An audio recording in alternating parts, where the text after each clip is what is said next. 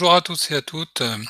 Je vais vous présenter aujourd'hui ce que j'ai créé pour étoffer un petit peu l'expérience des visiteurs du site markind.fr qui tourne autour de la saga de romans de science-fiction Markind. Pour étoffer un petit peu l'univers des romans, j'ai décidé de mettre en place quelques créations qui sont liées et qui vont venir habiller un petit peu l'ensemble. Donc là, aujourd'hui, je vais vous présenter le planétarium. Donc c'est quelque chose que j'ai mis en place au début 2021. Ça m'a pris un petit peu de temps, il a fallu que je m'équipe un petit peu en logiciel, que j'apprenne à les utiliser. Et puis bah au fur et à mesure, j'ai réussi à ressortir quelque chose et puis je trouvais que le rendu était pas mal et puis ça permet aussi pour ceux qui ont besoin de plus d'images et de choses pour poser les images qu'ils auraient pu avoir des planètes et des exoplanètes qui sont présentes dans les romans de la saga Markind. Donc ce que j'ai fait, c'est un planétarium pour vous présenter brièvement les quelques planètes, les quelques systèmes solaires qui sont soit réels, soit totalement fictifs. Donc on va commencer avec un système solaire que vous connaissez, puisqu'on y est. Dans cette petite illustration, on peut remarquer nous sommes tout petits ici sur la Terre. Voilà. Donc effectivement, voilà, le système solaire avec, on connaît bien, le Soleil. Nos planètes gazeuses qui sont gigantesques et nous tout petits ici qui nous rappellent qu'on est vraiment peu de choses. Le système solaire, pourquoi? Parce que la saga Markind s'appuie sur deux planètes que vous connaissez aussi très bien, surtout quand cette année 2021, l'actualité est extrêmement riche concernant la Mars et la Terre aussi. La Terre, bon, la planète bleue, on la présente plus, autour de laquelle on a un certain Thomas Pesquet qui tourne dans l'ISS, dans la Station Spatiale Internationale actuellement, et puis Mars. Mars qui fait rêver justement peut-être Thomas Pesquet, puis beaucoup de personnes sur plusieurs points. Alors moi je place le début de la saga Markind, je la positionne sur Mars. Je la positionne pas sur la Terre, même si c'est le berceau, mais le berceau des colons qui vont partir ensemencer l'univers et fonder toutes les colonies qui sont liées aux hommes de Mars, Markind. Donc c'est Mars, voilà. Donc la planète rouge, comme vous voyez, au final, elle est un peu plus, elle est brune, hein, mais on l'appelle la planète rouge. Et donc effectivement, toute l'histoire de la saga Markind débute sur Mars avec les hommes de Mars qui vont donc partir à bord du premier Markind. Mais ça, j'en dévoile pas trop. Vous verrez ça dans le préquel qui sortira d'ici 2028. Vous avez une nouvelle qui se passe sur Mars, c'est la nouvelle Entrepôt, Markind Moment Entrepôt. Je vous présenterai les nouvelles dans une autre vidéo. Et donc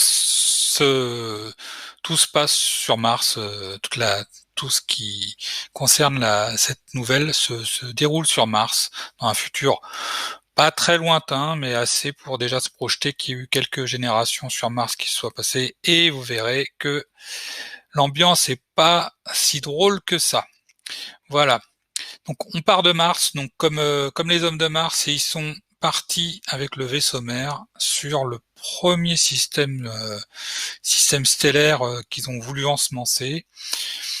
C'était le système 55 Cancri, et avec sa planète Ariot A, une exoplanète fictive, même si elle s'appuie sur le système Ariot, hein, ce sont des planètes qui existent, des exoplanètes qui existent. Mais bien sûr, après, quand on part dans la fiction, dans la science-fiction, on fait forcément on se laisse beaucoup de liberté dans la création des noms, etc. Donc voici le système 55 Cancri et le vaisseau mère. Le vaisseau mère, hein, porte le nom du système vers lequel il se dirige, donc c'est pour ça qu'on appelle le Markind 55 Cancri, vaisseau mère, pour le premier roman, qui se passe sur une planète une exoplanète qui s'appelle Parellas et qui a été amenée, où les colons ont été amenés à bord du Markine 55 Ancri qui a gardé son nom d'origine pour aller ensemencer le système Parellas. Et sur les colons ont donc la surprise de découvrir une planète encore plus rouge que la planète rouge dont ils sont originaires, où leurs ancêtres ont évolué, qui est Parellas, qui vont surnommer Rød, qui veut dire rouge en norvégien. Donc voilà, une planète pleine de surprises, on la croit désertique, mais vous verrez, il y a beaucoup de choses qui se passent. Donc c'est là où se passe l'aventure du premier roman de la première lignée 55 Ancri, vaisseau mère. Tout ça se passe, on va dire, au niveau de la Voie lactée, mais on peut aller au-delà, puisque les vaisseaux mères utilisent une technologie pour traverser le milieu interstellaire à travers des bulles de l'émer. Je reviendrai dessus aussi, puisque je ferai une vidéo qui viendra s'appuyer sur les termes de la saga, dont par exemple sur l'histoire des bulles de l'émer que j'ai inventé. Donc les vaisseaux mères peuvent donc aller ensemencer d'autres planètes, et donc la lignée Epsilon Eridani, si vous voulez en savoir plus sur les lignées, il y a une vidéo qui est dédiée à ça, qui est déjà en ligne sur la chaîne YouTube. Vous avez aussi sur le site Markine une page dédiée aux lignées et aussi un post de blog qui est aussi dédié à expliquer les lignées, qui est un concept un petit peu complexe. Sur le premier roman de la deuxième lignée, qui est la lignée Epsilon Eridani, les colons vont ensemencer l'exoplanète Saruman C du système Saruman. Donc c'est une exoplanète où il y a beaucoup de végétation et que j'ai situé en termes d'évolution sur un aire géologique qui s'apparente au Silurien, qui s'est déroulé sur Terre il y a des millions d'années, et où on avait, on va dire, les animaux qui existaient à l'époque étaient essentiellement marins, et ce qui arrivait sur Terre, c'était plus sous forme d'animaux, on pourrait croire insectes, des choses comme ça.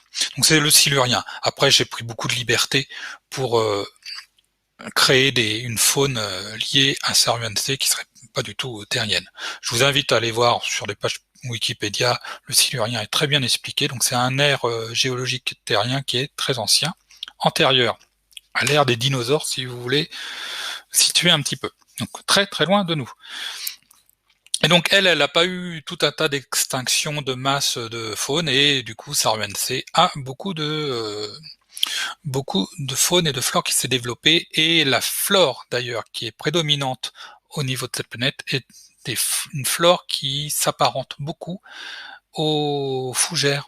Voilà.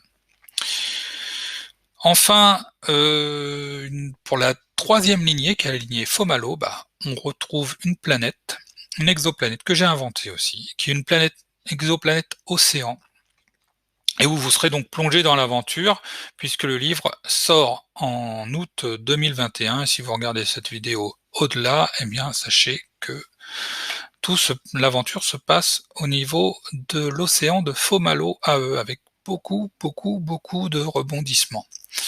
Voilà, j'espère que vous apprécierez les différents romans. Et ensuite, les romans vont se découper et vont se rejoindre les différentes exoplanètes qui sont déjà existantes ici. Donc c'est vraiment les lieux qui seront emblématiques des romans. C'est pour ça que j'écris pour moi, c'est du planète opéra que j'écris. Sachant qu'il y aura aussi quelques touches de space opéra, puisque la saga dans son ensemble, au final, c'est un peu du space opéra. Voilà. Donc c'est pour ça que je fais le lien entre les deux, space opéra, planète opéra. Pour faire ce planétarium, j'ai utilisé un logiciel qui s'appelle Space Engine, qui est disponible, moi j'ai lu sur Steam, après je pense que vous pouvez le voir autre part que sur Steam. donc qui est assez puissant et qui permet de faire des modélisations assez étonnantes. Donc j'ai pris beaucoup de plaisir à les créer et puis du coup à laisser parler mon imagination aussi au niveau, pas seulement avec les mots, mais aussi avec les images. Donc j'espère que vous appréciez, ces planètes, ces exoplanètes pour être plus précis. Si vous avez des questions, comme à chaque fois que je vous le dis, il y a sur le site un petit bouton point d'exclamation. Si vous cliquez dessus, ça vous ouvre l'invite pour me parler. Vous pouvez aller directement à partir de l'invite. Et là, vous pouvez poser vos questions, il y a une fac, tout ce qu'il faut. Vous n'hésitez pas, il n'y a pas de questions idiotes, hein, il n'y a pas de souci. Moi, je suis là pour répondre. Enfin, je suis très friand de vos retours aussi, de vos remarques. La saga Markheim ne se construit pas seulement seule, ils sont construits avec vos retours, pour l'instant qui sont très positifs, donc je suis très heureux de ça. On continue, moi ça me booste, hein. Tous vos retours me boostent à fond. La saga, il y a beaucoup de romans, ils seront tous faits, ça c'est sûr, je vous le promets. Ensuite, si vous voulez justement savoir sur ce qui va arriver à l'avenir dans la saga, vous avez aussi une petite zone d'information qui vous permet de voir les dernières annonces qui sont parues par rapport à la saga, et la feuille de route, qui vous permet de savoir ce qui est à venir et ce qui va être amélioré. Voilà, tout un tas de choses qui vous permettent de vous tenir au courant de la saga, de savoir ce qui va se passer, et puis surtout, vous pouvez y soumettre vos idées et me faire des retours. Donc ça, c'est top. Voilà. N'hésitez pas à vous abonner à la chaîne Facebook, à la chaîne YouTube et à la page Facebook. Je vous remercie pour votre écoute et je vous dis à bientôt.